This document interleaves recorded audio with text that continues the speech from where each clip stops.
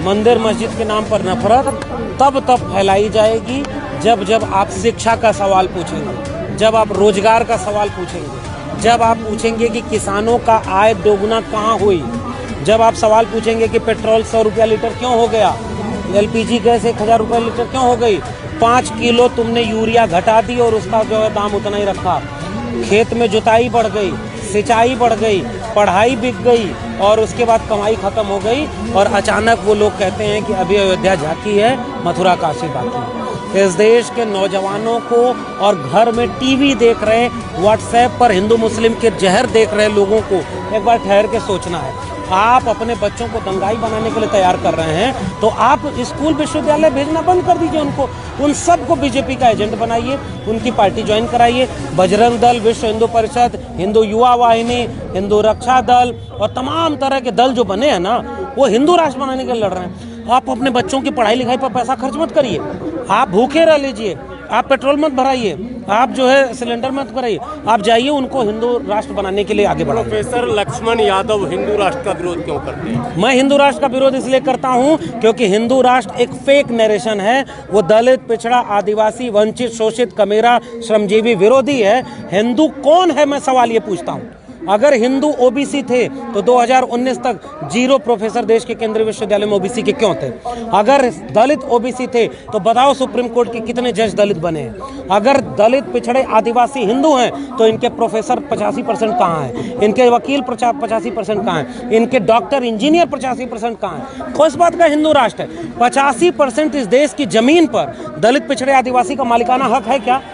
तो अगर सब हिंदू थे तो इनका हक कौन मारा? 15% ब्राह्मण, सवर्ण लोग। और वो 15% लोग अचानक से जब जल जंगल जमीन की बात होती है, शिक्षा रोजगार की बात होती है, नौकरी चाकरी की बात होती है, खेती किसानी की बात होती है, तो उनको हिंदू याद आता है। जब मुसलमान से दंगा कराना हुआ तो तुम हिंदू राष्ट्र बनाओगे? अरे ये संविधान का राष्ट्र है। बाबा साहब अम्बेडकर ने, फूले पेरियार ने इसको एक मुकम्मल राष्ट्र बनाने के लिए एक संविधान दिया है। उसमें सब बराबर के नागरिक हैं। कौन हिंदू, कौन मुसलमान?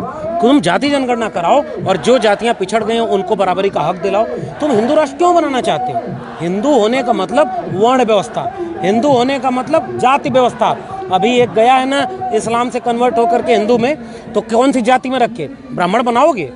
ये लोग फेक नरेशन चलाते हैं ताकि ये देश बर्बाद हो जाए और ये देश अंबानी अडानी के हाथों बेच दिया जाए, आप उस पर बोल ना पाएं। आप हिंदू मुस्लिम करते रह जाएं, कब्रिस्तान, पाकिस्तान, अब्बा जान और ये सब करते रह जाएं और ये पूरा देश अंबानी अडानी के हाथों बेच करके एक दिन अचानक आपको लगेगा कि आपके शिक्षा, रोजगार सब कुछ बिक गया है। प्राइवेट हाथों के गुलाम आप हैं।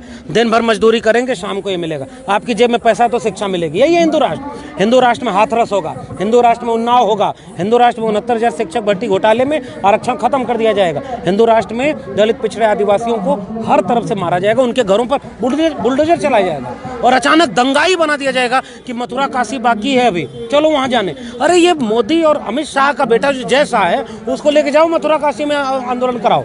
मौर्य जी को क्यों आगे बढ़ाया? मौर्य जी को इसलिए आगे बढ़ाया है कि प्रदेश का अध्यक्ष बनाया जाए और उसके बाद उनका दलित पिछड़ों का वोट लेकर के उनको स्टूल दे दिया जाए। पूरे 5 साल में मौर्य जी एक काम अच्छा कर नहीं पाए होंगे। अरे उनको मुख्यमंत्री अपना निजी सचिव तो रखने नहीं दिया।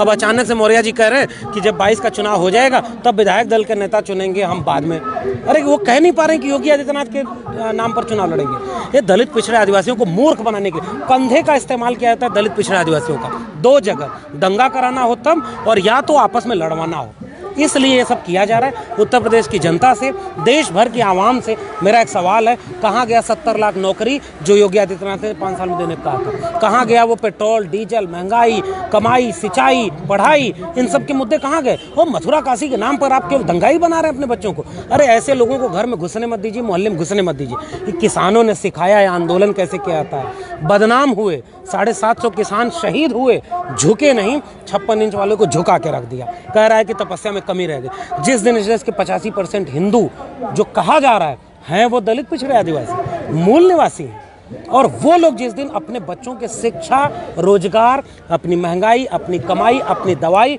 अपनी सिंचाई, अपनी पढ़ाई, इसके लिए लड़ने लगेंगे, ये अयोध्या, मथुरा, काशी की बाजार और दुकान बंद हो जाएगी और ये देश बाबा साहब के संविधान वाला भारत बनेगा, न कि गोडसे, गोलवलकर और हेडगवार वाला, ना वीर सावरकर वाला। और नाथूराम वाला ये हिंदू राष्ट्र कभी नहीं बने। और वैसे भी ये हिंदू राष्ट्रवाद कोई बनने वाला नहीं है, ये आपके बच्चों का पीढ़ी बर्बाद कर देंगे और कुछ नहीं करेंगे। ये रहेगा वही, लेकिन जब तक आप समझेंगे तब तक हो सकता है बहुत देर हो जाए और आपके पास कुछ बचाने को नहीं।